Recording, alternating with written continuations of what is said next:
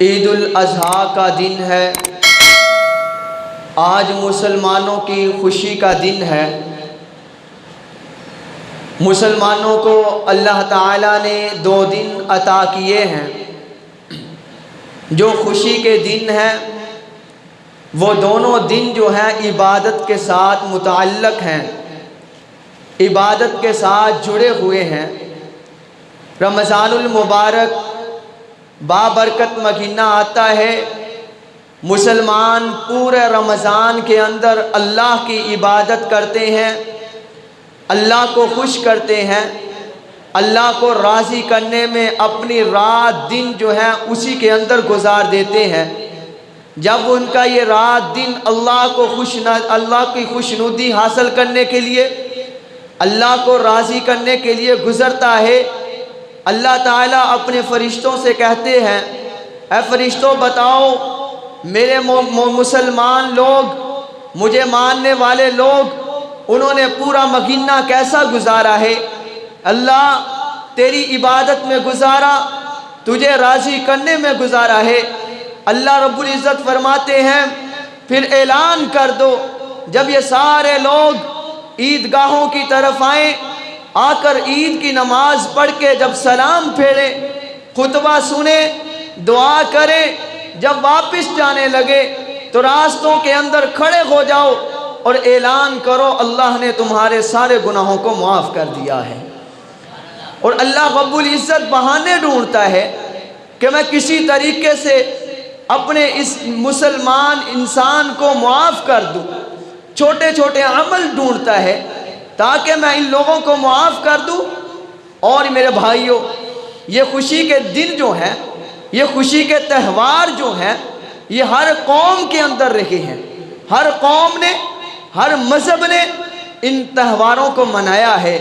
کسی نے حضرت موسیٰ علیہ السلام کو جس وقت فرعون سے نجات ملی، اس دن کو خوشی کا دن بنا لیا۔ کسی نے حضرت عیسیٰ علیہ السلام جس دن پیدا ہوئے، اس دن کو خوشی کا دن بنا لیا۔ لیکن آپ صلی اللہ علیہ وسلم جس ایک مرتبہ جب مدینہ منورہ میں تشریف لائے، آپ صلی اللہ علیہ وسلم تشریف لاتے ہیں، آپ نے دیکھا کہ صحابہ کرام جو ہیں کوئی دن خوشی کا منا رہے تھے۔ آپ نے عرض کیا، صحابہ یہ آپ کس چیز کے دن کو تہوار بنایا ہوا ہے؟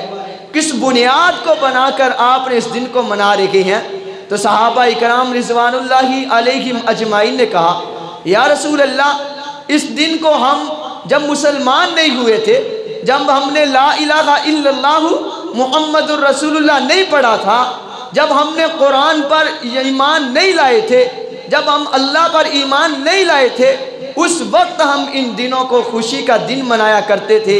وہ ہمارا رواج، وہ ہماری رسم چلتی آ رہی ہے۔ اللہ کے محبوب سرکار مدینہ محمد مصطفیٰ احمد مجتبیٰ صلی اللہ علیہ وسلم نے فرمایا، صحابہ میں آپ کو ان 2 دنوں سے بہتر دن نہ عطا کر دوں، آپ ان دنوں میں خوشی کا دن منایا کریں۔ اللہ کے نبی آپ کون سا دن دینا چاہتے ہیں؟ فرمایا میرا اللہ یہ چاہتا ہے کہ میری امت عید الفطر اور عید الاضحیٰ کے دن خوشی کا دن منائے۔ اور پھر یہ نہیں کہ ہماری امت، ہماری قوم، ہماری مسلم کمیونٹی وہ جناب عیش و عشرت میں اپنی خوشی کو منائے، وہ شراب نوشی میں اپنی خوشی کو منائے، وہ اپنی خوشی کا اظہار اور طریقے سے کرے۔ نہیں، بلکہ اللہ نے فرمایا خوشی کا اظہار یوں کرنا ہے، عیدگاہوں میں جا کر میرے سامنے سر سجدے میں رکھ دینا ہے۔ اور آج مسلمان الحمدللہ جب ایسا دن آتا ہے، سارے کے سارے مسلم وہ جناب عیدگاہوں میں آتے ہیں، اللہ کے سامنے اپنا سر سجدے میں رکھ دیتے ہیں۔ پھر اللہ بھی اعلان کر دیتا ہے، ان کے معافی کا اعلان، فرشتے کھڑے ہوتے ہیں، اللہ ان کی معافی کا اعلان کرتے ہیں۔ میرے بھائیوں، یہ جو اللہ نے ہمیں دن عطا کیے ہیں، یہ خوشی کے دن ہر سال آتا ہے، لیکن ہر سال انسان نظر نہیں آتا۔ کچھ ایسے انسان تھے جو پچھلے سال ہمارے ہاں موجود تھے، لیکن اس سال وہ موجود نہیں ہے۔ اللہ رب العزت کی یہ دین ہے کہ یہ زندگی اللہ کی ایک نعمت ہے. یہ اللہ تعالیٰ جس کو چاہتا ہے، جتنی قدرت میں لکھ دی ہے، تقدیر نے لکھ دی ہے، انسان نے اتنی اپنی زندگی گزار کر جانی ہے. لیکن ہم اپنی زندگی کو اللہ کی رضا کی خاطر گزار کے جائیں، اپنی بنیاد بنائیں کہ ہم جائیں تو ہمارا اللہ ہم سے راضی ہو، ہم جائیں تو ہمارا محمد مصطفیٰ ہم سے راضی ہو، ہم رسول اللہ کے سامنے کھڑے ہونے کے لائق ہو جائیں. تو میں آپ کے سامنے ایسی سیرت رکھنا چاہتا ہوں کہ جس سیرت نے محض قربانی کی جانور کو ذبح کر کے ہمارے سامنے ایک سنت نہیں چھوڑی، جس کو ہم بنیاد بنا کر آج یادگار ابراہیم مناتے ہیں.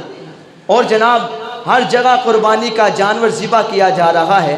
جب پوچھا جائے تو کہتے ہیں یہ تو ابراہیم علیہ السلام کی سنت ہے. کیا ابراہیم علیہ السلام کی سنت صرف یہی ہے کہ ہم قربانی کو ذبح کریں؟ نہیں، بلکہ ابراہیم کی سنت تو یہ بھی ہے کہ انہوں نے اپنے نفس کی بھی قربانی دی ہے، اپنی جان کی بھی قربانی دی ہے، انہوں نے اپنی اولاد کی بھی قربانی دی ہے، اپنی بیوی کی بھی قربانی دی ہے.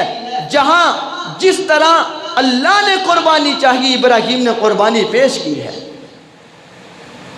کئی واقعات ابراہیم علیہ السلام کے قرآن مجید میں آئے.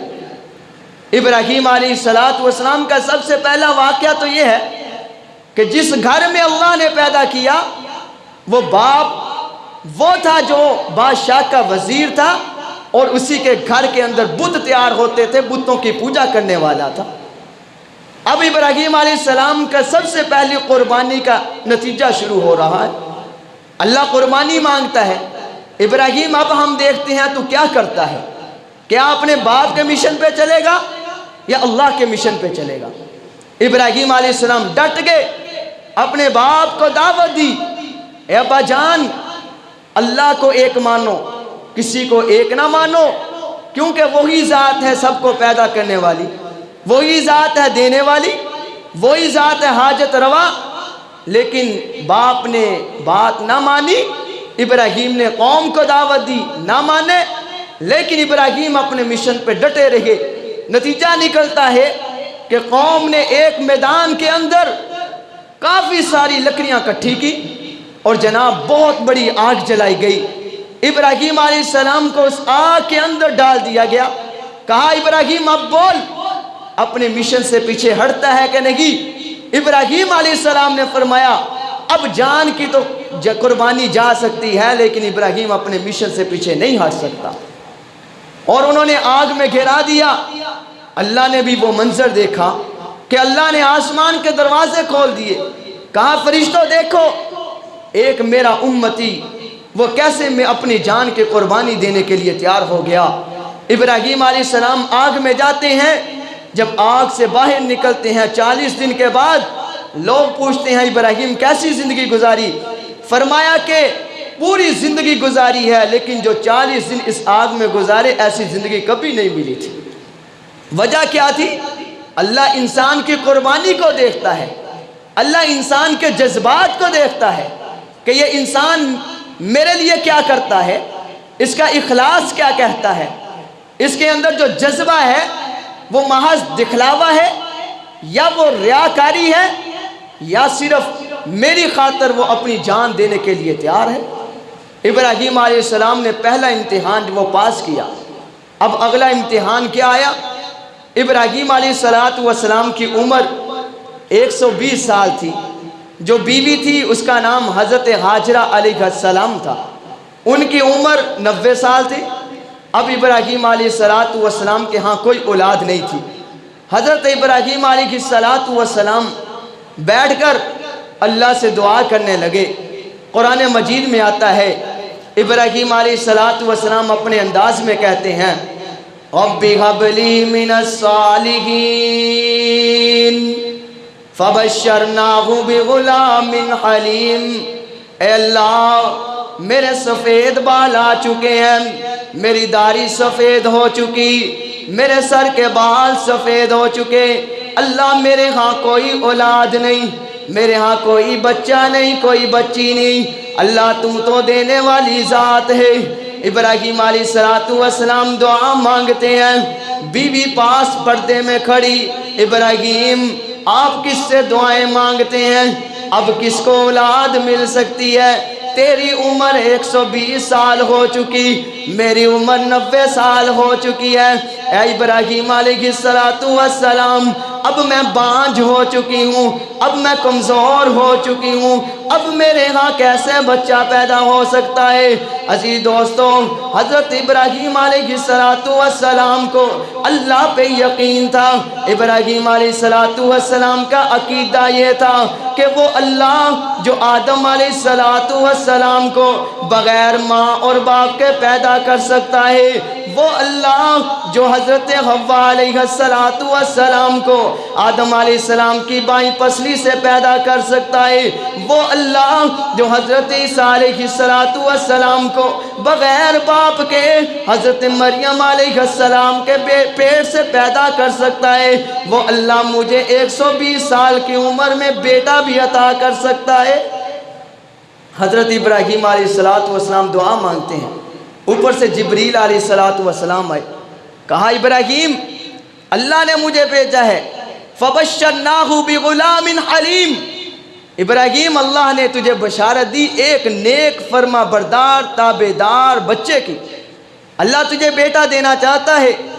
ابراہیم علیہ السلام جناب ان کے گھر کے اندر بیٹا پیدا ہوتا ہے جس کا نام حضرت ابراہیم علیہ السلام نے اسماعیل علیہ السلام رکھا۔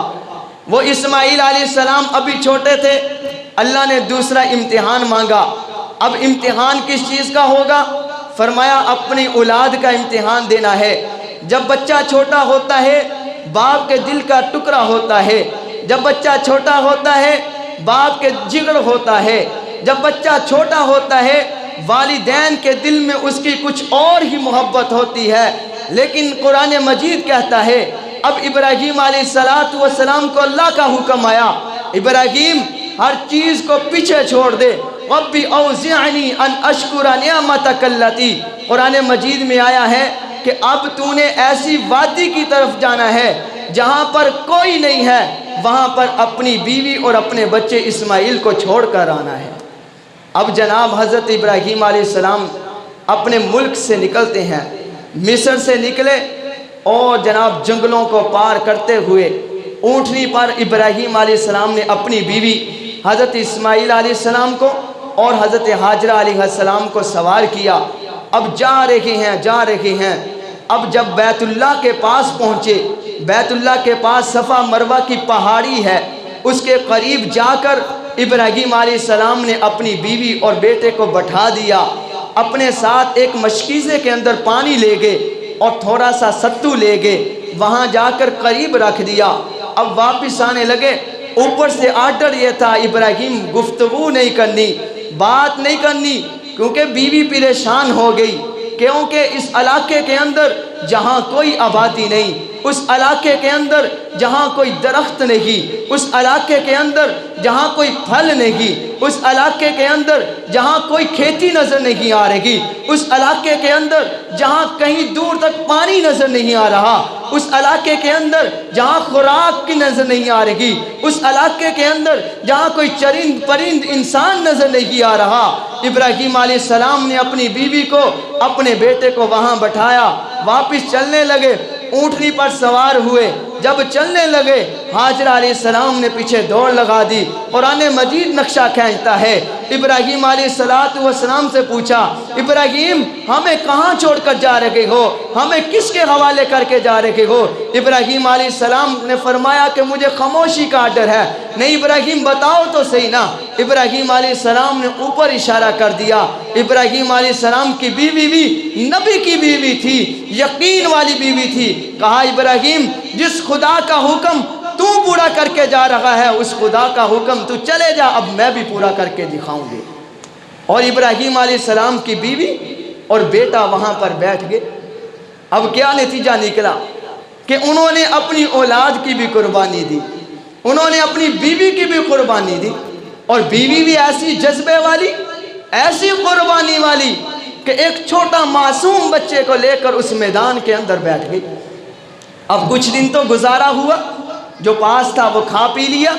کھا پینے کے بعد اب جناب اسماعیل علیہ السلام تڑپ رہے ہیں، بھوک کی شدت ہے، ماں کے جناب دودھ نہیں آ رہا جو ماں اس کو پلائے۔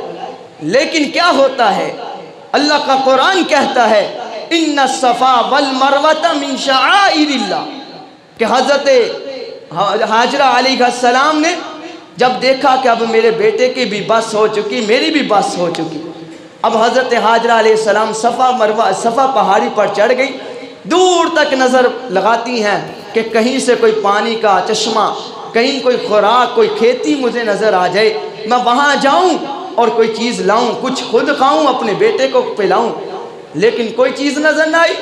حضرت ہاجرہ علیہ السلام صفا سے اتری، مروہ پہ چڑھ گئی، اب مروہ پہ بھی دور تک دیکھا کوئی نظر نہ آیا، دل میں خیال آیا کہ بچہ بھی اکیلا ہے، کوئی درندہ، کوئی چرند، کوئی پرند آ کر نقصان نہ دے دے، واپس بھاگ کر آتی ہیں، بیٹے کو دیکھتی ہیں۔ اسی طرح 7 چکر لگائے، وہ ایسے لگائے، اللہ نے فرمایا حاجیوں، عمرہ کرنے والوں، اس وقت تک عمرہ قبول نہیں کروں گا جب حضرت ہاجرہ کی اس ادا کو تم پورا نہیں کرو گے، جب تم حضرت ہاجرہ کی اس ادا کو پورا نہیں کرو گے۔ میرے بھائیو، جب انسان قربانی دیتا ہے، جب اپنی نفسانی خواہشات کو اپنے سے دور کر دیتا ہے، پھر اللہ بھی بہت اونچا درجہ عطا کرتا ہے۔ اب اللہ کے اس پیغمبر علیہ السلام کی جب بیوی اوپر چکر لگاتی ہے، جب 7واں چکر لگا کے واپس آئی تو کیا دیکھا، اسماعیل علیہ السلام اپنی ایڑیوں کو رگڑ رہے ہیں، وہیں سے اللہ نے پانی کا چشمہ جاری کر دیا۔ حضرت ہاجرہ نیچے آئیں، اس پانی کے ارد گرد مٹی کو لگا دیا، گول دائرہ بنا دیا۔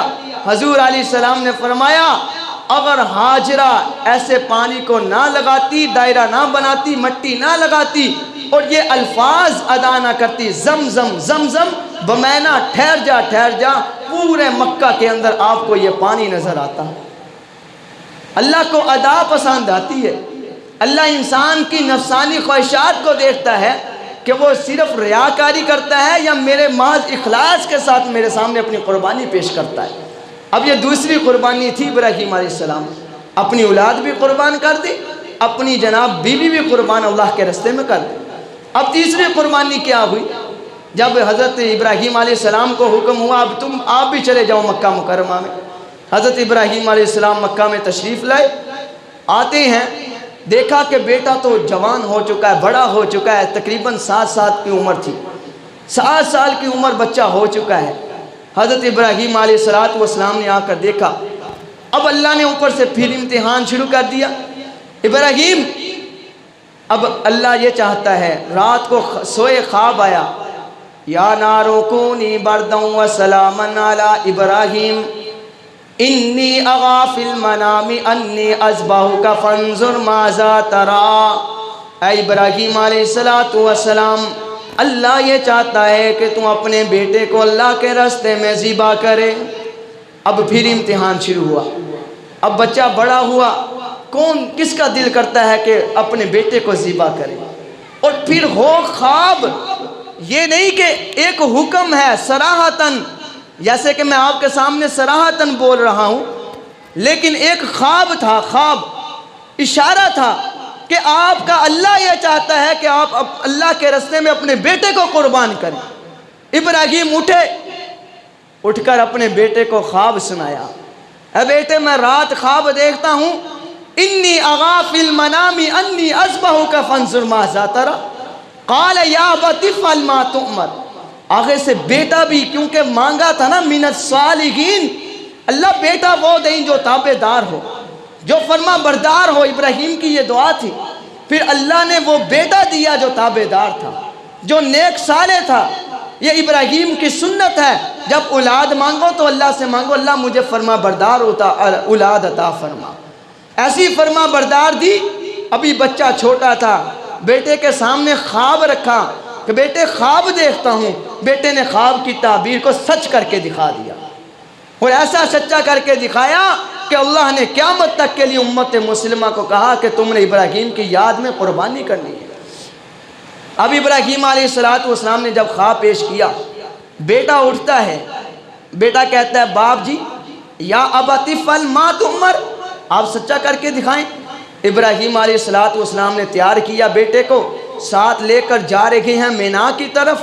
ابھی جا رہے تھے کہ رستے میں شیطان آ گیا، آ کے حضرت ہاجرہ کو کہتا ہے آپ کو علم ہے کہ آپ کے بچے کو کہاں لے کے جا رہے ابراہیم؟ فرمایا کہاں لے کے جا رہے؟ کہا کہ اس کو ذبح کرنے کے لیے لے کے جا رہا ہے۔ کس کا حکم ہے؟ اللہ کا حکم ہے۔ فرمایا اگر اللہ کا حکم ہے تو ابراہیم مجھے بتاتے، میں بھی ساتھ جاتی، میں بھی اس عمل میں شریک ہو جاتی۔ یہ جذبہ تھا عورتوں کا، یہ ایمان اور یقین تھا ان عورتوں کا۔ اور پھر وہ اس نے دیکھا کہ اب یہاں تو بات نہ چلی، اب جناب وہ ابراہیم علیہ السلام کے پاس آ گیا، آ کر کہتا ہے ابراہیم تو اس کو ذبح کرے گا؟ یہ تو تیرا لخت جگر ہے۔ ابراہیم علیہ السلام کو آ کر تذبذب میں ڈالنے لگا۔ ابراہیم علیہ السلام نے کینکریاں اٹھائیں، اس کو ماری، 7 کینکریاں ماری۔ تو اللہ کو یہ ادا اتنی پسند آئی، اللہ نے فرمایا حاجیو عمل اس وقت تک قبول نہیں کروں گا جب تک ابراہیم کی یہ ادا بھی تم پوری نہیں کرتے۔ میرے بھائیو، جب انسان اپنی قربانی، اپنی اولاد کی قربانی، اپنی بیوی کی قربانی، اپنی نفسانی خواہشات کی قربانی دیتا ہے، پھر اللہ انعام بھی بہت بڑا دیتا ہے۔ اب جناب وہاں پہ گئے مینا کے اندر، قرآن مجید نقشہ کھینچتا ہے کہ جناب حضرت اسماعیل علیہ السلام کو لٹایا، ابھی سیدھا لٹایا تھا، چھری چلانے لگے۔ اسماعیل علیہ السلام نے کہا باپ مجھے الٹا لٹا دیں، میرا منہ نیچے ہو جائے، کہیں ایسا نہ ہو آپ میرے چہرے کو دیکھیں اور کہیں آپ کی محبت مجھ پر غالب آ جائے اور آپ اللہ کے حکم کو چھوڑ بیٹھیں۔ اسماعیل علیہ السلام کو الٹا لٹا دیا گیا۔ اب ابراہیم علیہ السلام چھری چلاتے ہیں لیکن چھری نہیں چلتی۔ ابراہیم علیہ السلام پتھر پہ تیز کر کے پتھر پہ مارتے ہیں، پتھر کو چھری کاٹ کے رکھ دیتی ہے۔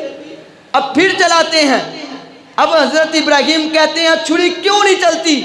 چھری کہتی ہے خلیل تو چاہتا ہے کہ چل، لیکن رب جلیل چاہتا ہے نہیں چلنا۔ میں تو رب جلیل کے حکم پہ چلتی ہوں، کیونکہ وہ ذات ہے جس کے بغیر، جس کی اجازت کے بغیر درخت کا پتا نہیں ہلتا، تو یہ چھری کیسے ہل سکتی ہے؟ ابراہیم تو کہتا ہے چل، میں تو اس کے حکم کے بغیر نہیں چلتی جس نے تیرے لیے آگ کو ٹھنڈا کر دیا تھا۔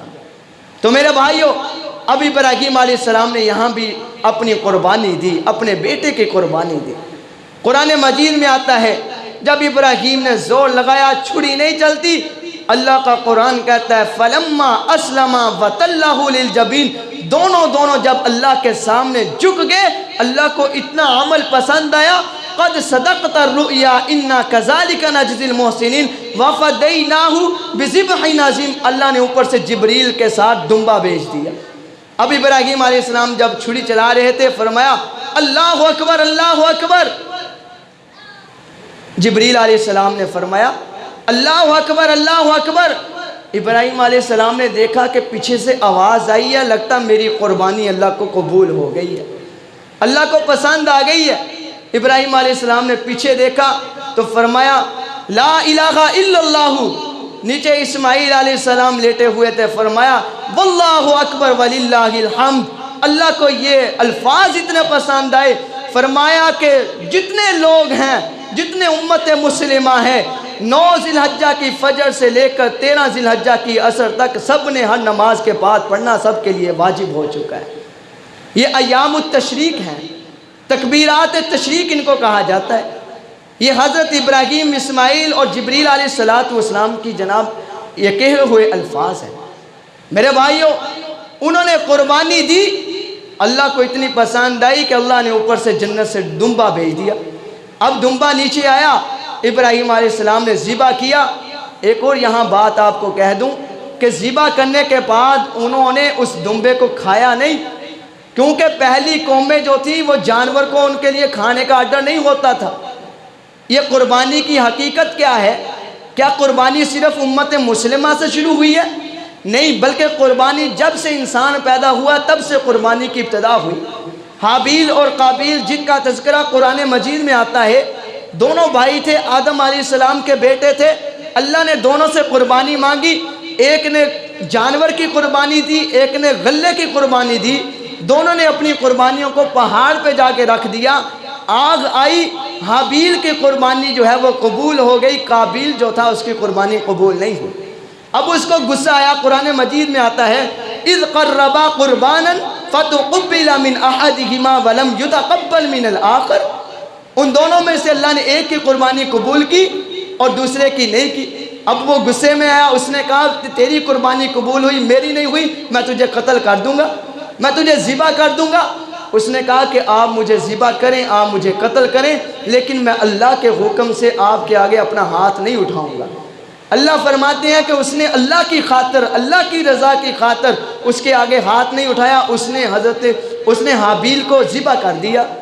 اب یہ سب سے پہلا شہید ہے دنیا کے اندر، اور قربانی بھی یہاں سے شروع ہوئی، لیکن قربانی وہاں سے شروع ہوئی حضرت ابراہیم تک، اس امت تک جتنے بھی لوگ آئے ہیں قربانی کو ذبح کرتے تھے، پہاڑ پہ رکھ دیتے تھے، آگ آتی تھی تو کھا جاتی تھی، قبول ہو جاتی تھی، ورنہ اگر نہ آتی تو نہیں قبول ہوتی۔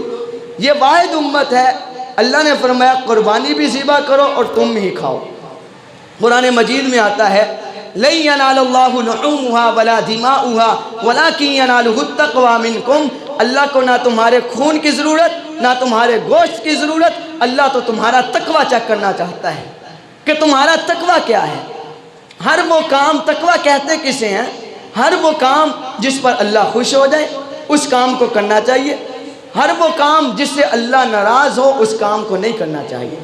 تو میرے بھائیوں، یہ قربانی کا سلسلہ یہ حضرت ابراہیم کی سنت ہے، لیکن ابراہیم کی صرف اس سنت کو نہیں پورا کرنا کہ جانور کی قربانی کر کے ہم خوش ہو جاتے ہیں کہ ہم ابراہیم علیہ السلام کی سنت پوری کرتے ہیں۔ ابراہیم کی سنت قربانی جانور کو ذبح کرنا بھی ابراہیم کی سنت ہے، اپنی نفسانی خواہشات کو ترک کرنا یہ بھی ابراہیم کی سنت ہے، اپنی اولاد کی قربانی دینا یہ بھی ابراہیم کی سنت ہے۔ اب ہم نے اپنی اولاد کی قربانی کیسے دینی ہے کہ ہم نے اپنے بچوں کو دینی تعلیم بھی دلوانی ہے۔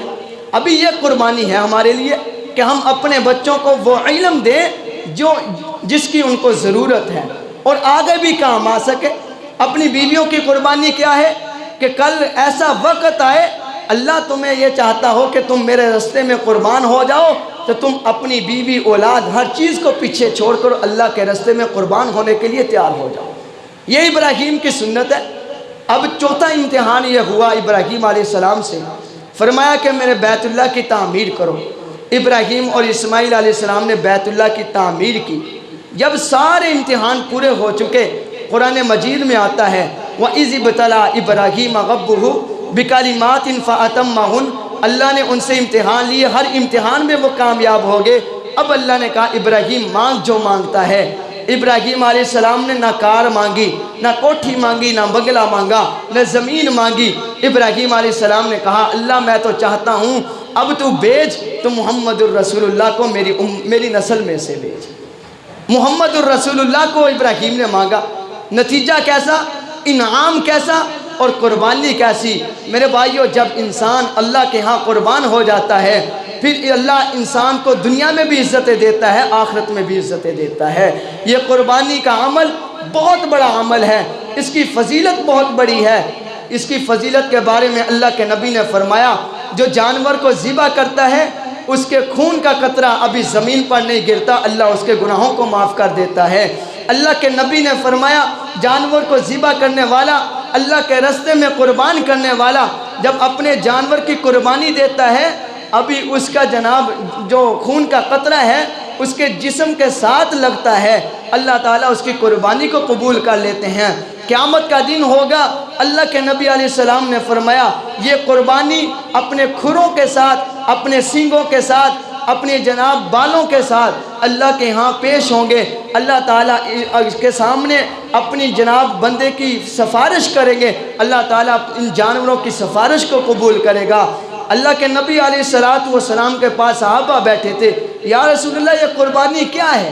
اللہ کے نبی علیہ السلام نے فرمایا سنت ابیکم ابراہیم، یہ آپ کے باپ ابراہیم علیہ السلام کی سنت ہے۔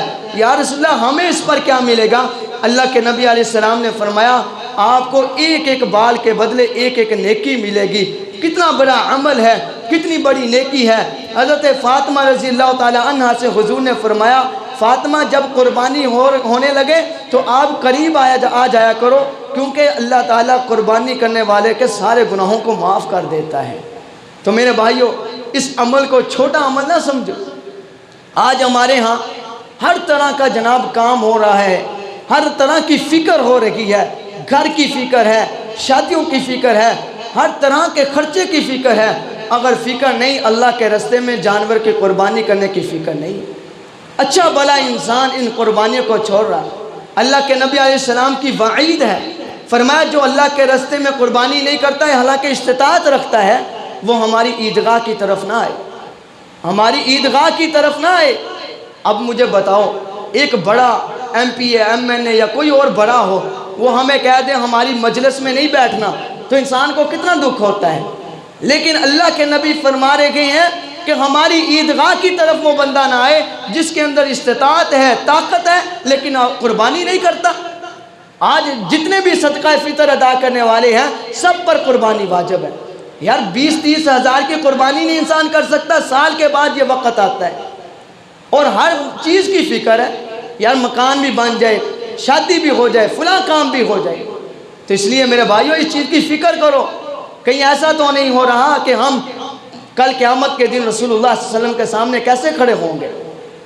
اور یہ قربانی کا عمل جو ہے، ابھی آج قربانیاں ہوگی، قربانیاں کرنے کے بعد اس کی جو ہے جناب علائش آنتریاں وغیرہ ہیں، وہ بازاروں میں نہیں پھینکنی چاہیے، بلکہ کل بھی یونین کونسل والوں کی کال آئی تھی، وہ کہہ رہے تھے کہ ہم نے قبرستان کی ایک جانب جو ہے وہ ایک کھڈا کھدوا دیا ہے، تو سب بھائی مسلمان جتنے بھی ہیں وہ اپنی قربانی کرنے کے بعد علائش وغیرہ جتنی بھی ہیں وہ وہاں جا کر پھینکیں، وہاں جا، کیونکہ اس کے اندر قرآن اللہ کے نبی نے فرمایا المسلم من سلم المسلمون من لسانی و یدی، مسلمان ہوتا ہی وہ ہے جس کے ہاتھ اور زبان سے دوسرا مسلمان محفوظ رہے۔